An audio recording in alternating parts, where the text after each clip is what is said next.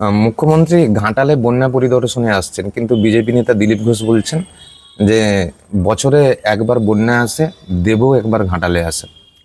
এখন দেখো, দিলীপ বাবুকে আগে তার নিজের অবস্থানটা ঠিক করতে হবে। না ঘরকা না ঘাটকা হয়ে এরম উনি কতদিন চলবেন আমি জানি না। এখন এরম চটকা রাজনীতি দিলীপ বাবুর মতো তো আমি করি না। দিলীপ বাবু জীবনে এই প্রথম কোন বন্ধুর অন্নপ্রাশনে, বন্ধুর ছেলের অন্নপ্রাশনে খেতে গেছিলেন, সেই জন্য দুটো চটকা মিডিয়ার কাছে বলে দিলেন। আসলে ওর টেকনিক আমি দেখেছি, প্রচারে টিকে থাকবে, সে নেগেটিভ হোক আর পজিটিভ হোক, অন্ধকার হোক আলো হোক। আমাদের তো সেরকম করলে চলবে না। দেব কতবার ঘাটালে এসছে সেটা দিলীপ বাবু কি জানে নাকি? দেব ঘাটালের জন্য কি করেছে সেটা দিলীপ বাবু বোঝেন নাকি? আমি যদি বলি দিলীপ বাবু খড়গপুরের জন্য কি করেছেন, 5 বছর এমপি ছিলেন, 4 বছর এমএলএ ছিলেন, কেন এই এলাকার মানুষ ওনাকে ঘৃণা করেন? কেন ওর দল ওকে নমিনেশন দিল না? কেন ওকে শুধু দুর্গাপুরে পাঠিয়ে দিল? কেন 4 দিন পার্টি, মানে অবস্থানটাই তো ঠিক নেই। 4 দিন পার্টির নেতাদের বিরুদ্ধে কথা বলছে, 2 দিন তৃণমূলের বিরুদ্ধে কথা বলছে। উনি দেখাতে চাচ্ছেন উনি পৃথিবীর সবচেয়ে সাচ্চা লোক। আর কি বলবো, বলাটা উচিত নয়, কারণ ওদের কালচার আমাদের কালচারে একটু তফাৎ আছে। কারুর সম্পর্কে কটূক্তি করা সত্যিকারের আমাদের শোভনতায় বাধে।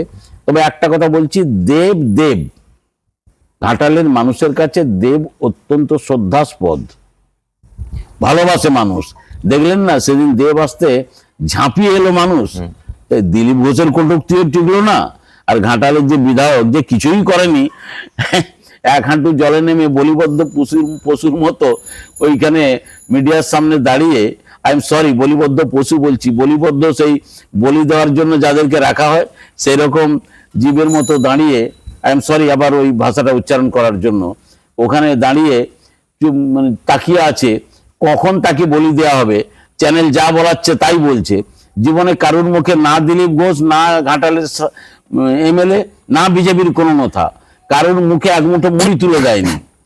আর দেব সেখানে রেগুলার তার নির্দেশে ত্রাণ বিতরণ চলছে। আমি তো কালকে নৌকো করে ঘাটালে প্রচুর ত্রাণ দিয়ে এলাম। তো তাতে দিলীপ বাবুর কি গেল এলো, না শীতল কপাটের কি গেল এলো? আমরা তো ওসব করে চলি না। বন্যা কম আছে, তাতেও আমরা ত্রাণ দিচ্ছি। এই তো ডিবিসির জল ছেড়েছে, দ্বারকেশ্বর ফুলেছে, দ্বারকেশ্বর থেকে ঝুমি, ঝুমি থেকে শিলাবতী, আবার বৃহত্তর ঘাটাল ভাসবে, মনসুকা 1-2 ভাসবে। ওরা কি করবে? একবারও বলেছে ঘাটাল মাস্টার? দিলীপ ঘোষ যদি এত সৎ, এত নিরপেক্ষ মানুষ, বকবক বকবক বকবক করে যাচ্ছেন, ভাবছেন এই বকবকানি সবাই সহ্য করে নেবে নাকি? একবারও বলেছেন কেন্দ্রীয় সরকার মাস্টার প্ল্যানের টাকা দেয়নি, অপরাধ করেছেন? এটা স্টেট সেন্টার রিলেশনে আমাদের পাওনা, আমাদের হকের টাকা। ও কি দান দিচ্ছে নাকি, কৃপা করছে নাকি? কি মনে হলো মমতা বন্দ্যোপাধ্যায় ধার করে যখন মাস্টার প্ল্যানের টাকা জোগাড় করলেন, এখন মাস্টার প্ল্যানের পেছনে লেগে পড়তে হয়েছে? আগে বলছিল আমরা করে দেবো, তারপর কেন্দ্রীয় সরকার দিল না, এখন মুখে কুলুপ, এখন বলছে আমরা মাস্টার প্ল্যান হবে না, ভালো না, ভালো না। তো ওদের প্রচারে কি যায় আসে? ওরা প্রচার করলেও হবে, না করলেও হবে।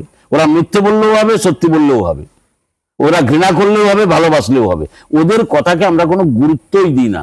মাস্টার প্ল্যানে স্টার্ট হয়েছে, বর্ষা এসেছে, বন্যা এসেছে, এটা থেমে গেলেই মাস্টার প্ল্যানের কাজ শুরু হবে, কোনো মানুষের ক্ষতি হবে না।